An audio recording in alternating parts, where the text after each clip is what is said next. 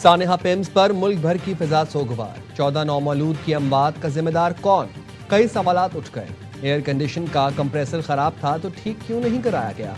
22 अरब रुपए के बजट में आग बुझाने के लिए स्प्रिंकलर सिस्टम क्यों नहीं लगाया गया? सिर्फ चंद हजार के सिलेंडर पर इन्हिसार क्यों किया गया?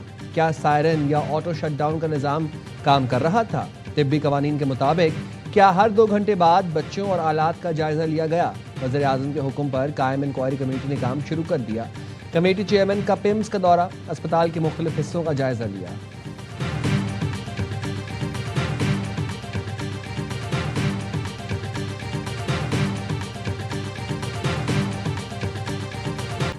कौमी असम्बली की कायमा कमेटी बराए सेहत का पिम्स अस्पताल का दौरा। चेयरमैन कमेटी महेश कुमार ने कहा, किसकी कोताही है, कौन जिम्मेदार है, इसकी तहकीकात होगी।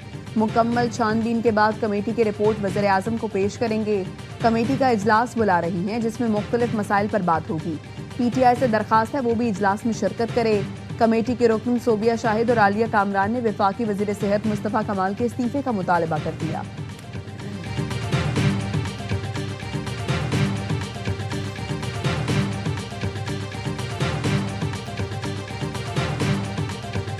इस्लामाबाद हाई कोर्ट में समाअत के दौरान सानेहा पिम्स का तज़किरा। जस्टिस मोहम्मद आसिफ ने रिमार्क्स दिए, हमारे हालात ये हैं कि 14 बच्चे कल जान से गए।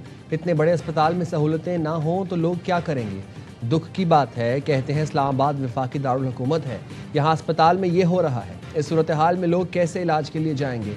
ऐसे वाक़यात की रोकथाम हुकूमत की जिम्मेदारी है। Advocate general Punjab barrister Zafarullah ने कहा, बहुत गमनाक वाक़या है, इसकी कोई वजाहत या दिफा नहीं।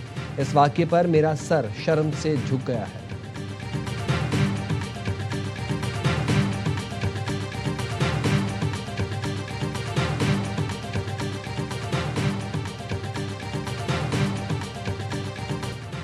हुकूमत के लोगों का रवैया इंतहाई गैर जिम्मेदाराना है। ये अपनी वजारत और अस्पतालों की हालत नहीं देखते, कराची और सिंध की सियासत में मुदाखलत करते हैं। पीपल्स पार्टी के रहनुमा नैयर बुखारी कहते हैं, मुतालिका वजीर के पास वफाक की सतह पर सिर्फ 2 अस्पताल हैं। जिम्मेदारी लेने के बजाय सिर्फ जवाब पेश किए जा रहे हैं।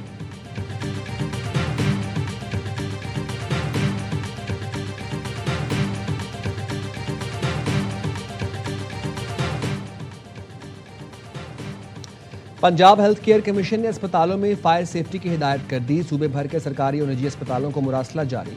कहा, फायर सेफ्टी कवानीन, कवायद और PHC मयार पर अमल किया जाए। अस्पतालों में इमरजेंसी कोडिंग सिस्टम नाफज किया जाए।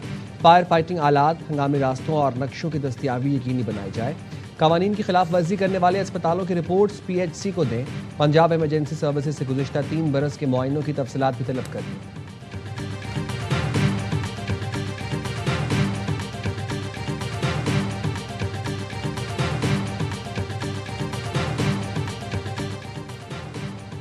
सऊदी अरब का इस्लामाबाद के अस्पताल में आतिशज़दगी और बच्चों की अमवात पर अफसोस का इजहार। सऊदी वजारत खारजा का कहना है, मुतासरा खानदानों के साथ मुकम्मल यकजहती का इजहार करते हैं।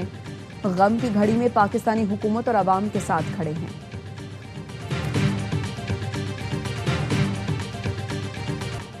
खैबर पख्तूनख्वा और बलूचिस्तान में फितनल खवारिज और फितनल हिंदुस्तान के खिलाफ कामयाब कार्रवाइयाँ। 11 दहशतगर्द मारे गए। जनूबी वज़ीरिस्तान के इलाके लदहा में 5, बन्नू में 2 खारजी हलाक किए गए।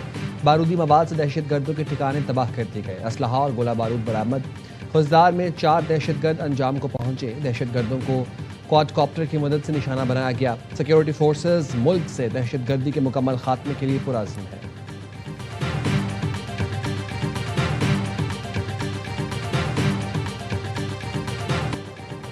आज़ाद कश्मीर का वज़ीर आज़म कौन होगा? मुस्लिम लीग नून में इख्तिलाफात। वज़ीर आज़म हाउस में अहम बैठक।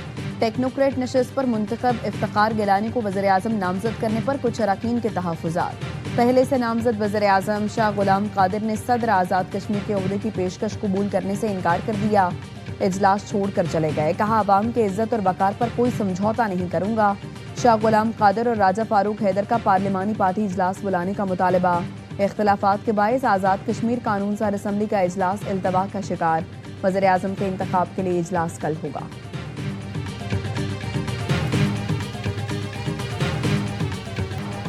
वज़ीर आज़म शहबाज शरीफ से सऊदी सफ़ीर की अलविदाई मुलाकात। वज़ीर आज़म ने पाकिस्तान के लिए सऊदी अरब की हिमायत और मुआवनत को सराहा। इलाकाई अमन इस्तेहकाम के लिए सऊदी अरब के अहम किरदार की तारीफ की। नवाफ बिन सईद अल मालिकी ने मेहमान नवाजी और पाकिस्तान में मिलने वाले ताउन पर वज़ीर आज़म का शुक्रिया अदा किया।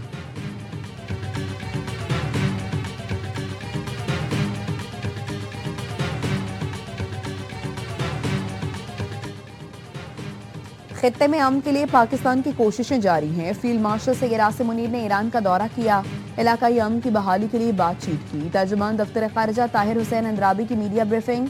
कहा, पाकिस्तान ने मशरिक़ वस्ता के बहरान के हल के लिए ब्रादर ममालिक से राबते जारी रखे। पाकिस्तान ने वाशिंगटन और तेहरान के दरमियान मुखलिसाना किरदार अदा किया। ईरानी क़यादत ने भी पाकिस्तान के किरदार को सराहा।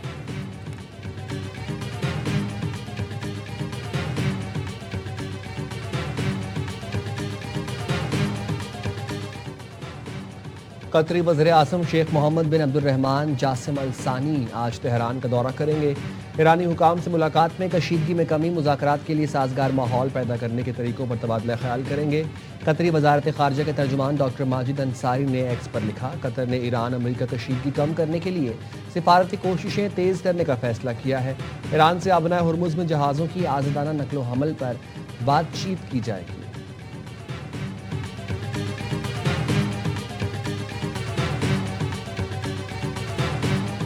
मुझे लगता है ईरानी सुप्रीम लीडर मुज्तबा खामनाई शदीद जख्मी हैं। सदर ट्रंप का अमरीकी मीडिया को इंटरव्यू। कहा, ईरान के साथ जंग के खात्मे के लिए मुज़ाकरात में किसी किस्म की जल्दी नहीं। ईरान के खिलाफ मौशी दबाव और फौजी हमले दोनों मौसर साबित हुए। इस मामले को सुलझाने के लिए मेरे पास बहुत वक्त है। तमाम चीज़ें बहुत बड़ी कामयाबी की जानिब जा रही हैं। आपने हुर्मुज़ अब मुकम्मल तौर पर खुली है। तमाम बारूदी सुरंगें ख़त्म कर दी गई हैं।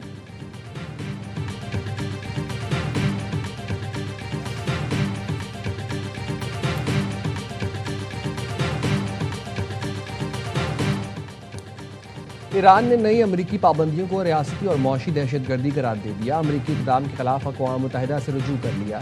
ईरानी वज़ीर ख़ारिजा अब्बास अराग़ची ने सेक्रेटरी जनरल सलामती काउंसिल और तमाम रुकन ममालिक को ख़त लिख दिया। मौक़िफ़ अपनाया, अमरीका फ़ौजी कार्रवाई के ज़रिए अपने अहदाफ हासिल करने में नाकामी के बाद अब ईरान के जायज़ इक़्तिसादी ताल्लुकात को महदूद करने की कोशिश कर रहा है। ये पाबंदियाँ जानबूझकर शहरियों को नुकसान पहुँचाती हैं। अमरीका की इन यकतरफा जबरी पाबंदियों और सानवी पाबंदियों की मज़म्मत और उन्हें मुस्तरद करें।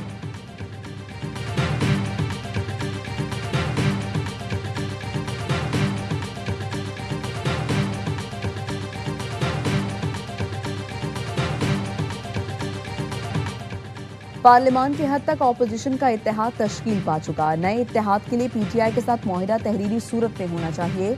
जेयूआई के रहनुमा सेनेटर कामरान मुर्तज़ा कहते हैं, बलूचिस्तान के लोगों का हक़ हाकमियत और हक़ मिल्कियत तस्लीम किया जाए। बानी पीटीआई किसी मखसूस अस्पताल के डॉक्टर से इलाज कराना चाहते हैं तो उसमें क्या हर्ज है। हुकूमत के खिलाफ तौहीन अदालत साबित नहीं हो सकेगी।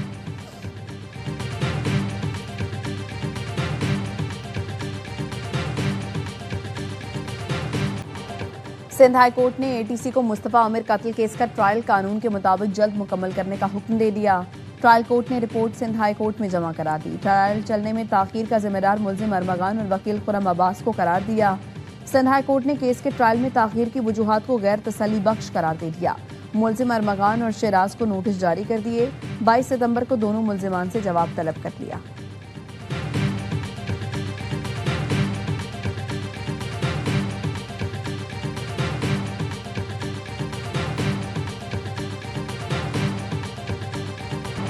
नेपाल और तिब्बत में सैलाब और लैंडस्लाइडिंग से तबाही, अमवात की तादाद 160 से तजावुज कर गई।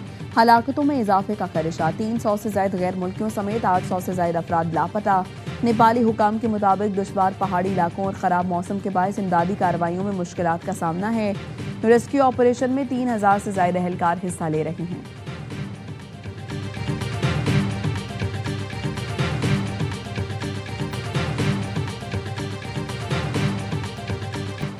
अमरीकी कमीशन बराए बैनुल-अक़वामी मजहबी आज़ादी ने भारतीय इंतहा पसंद तंजीम RSS अरकान पर पाबंदी और सरबराह मोहन भगवत का अमरीकी वीज़ा मनसूख करने का मुतालबा कर दिया। USSIRF की सरबराह सेसी हेल का कहना है, भारत में मजहबी आज़ादी की सूरत हाल अबतर है। मुसलमानों, मसीहियों और दीगर मज़ाहिब के लोगों को निशाना बनाया जाता है। भारतीय हुकाम मुसलमानों, मसीहियों के खिलाफ तशद्दुद की रोकथाम में नाकाम रहे हैं। अमरीकी हुकूमत भारत को मजहबी आज़ादी की खिलाफ वर्जियों पर जवाबदेह ठहराए।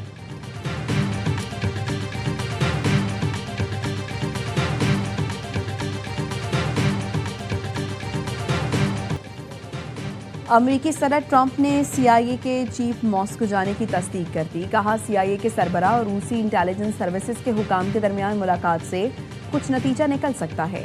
वॉशिंगटन यूक्रेन जंग का खात्मा देखना चाहता है। क्रेमलिन का कहना है रेडक्लिफ ने दौरे मॉस्को के दौरान रूसी सदर व्लादिमीर पुतिन से मुलाकात नहीं की। इंटेलिजेंस हुकाम से मुलाकात हुई। CIA डायरेक्टर जॉन रटेलकफ गुज़श्ता रोज अचानक मॉस्को पहुंचे थे और चंद घंटों बाद वापस रवाना हो गए थे।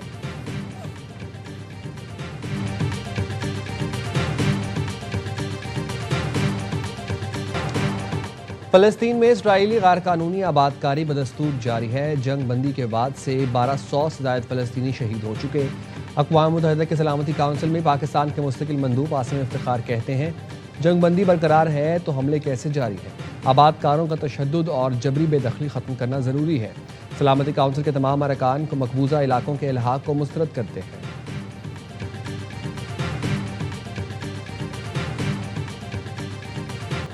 गजा में दोबारा मुकम्मल जंग छिड़ गई तो वापसी का रास्ता नहीं बचेगा। गजा बोर्ड ऑफ पीस के लिए अमरीकी खुसूसी नुमाइंदा निकोलाई मालादिनोव का अक़वाम मुत्तहिदा में खिताब। कहा कि सिर्फ एक आर्जी धचका नहीं होगा बल्कि ऐसा मोड़ होगा जहां से सबके लिए वापसी तकरीबन नामुमकिन हो जाएगी।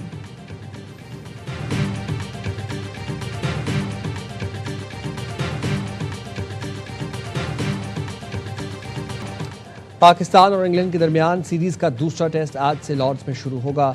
मेज़बान इंग्लैंड को सीरीज में 1-0 की बढ़तरी हासिल। कप्तान बाबर आजम की टीम में वापसी। कहते हैं 90% फिट हूँ, मैच और सीरीज में दस्तयाब हूँ।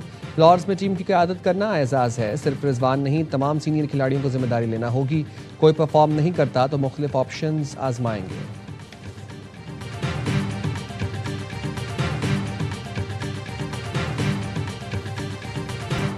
और मासी के क्रिकेट सुपरस्टार मैदान में फिर उतरने को तैयार। वर्ल्ड चैंपियनशिप ऑफ लेजेंड्स के तीसरे सीजन का शेड्यूल जारी। इवेंट 3 से 18 अक्टूबर तक पहली बार मुत्तहिदा अरब इमारात में खेला जाएगा। Shahid Afridi, AB de Villiers, Yuvraj Singh, DJ ब्रॉर और मोइन अली जैसे सुपरस्टार एक्शन में होंगे। चैंपियनशिप में पहली बार बांग्लादेशी टीम भी हिस्सा लेगी। पाकिस्तान को इब्तदाई दोनों सीजन के फाइनल खेलने के एजाज़ हासिल है।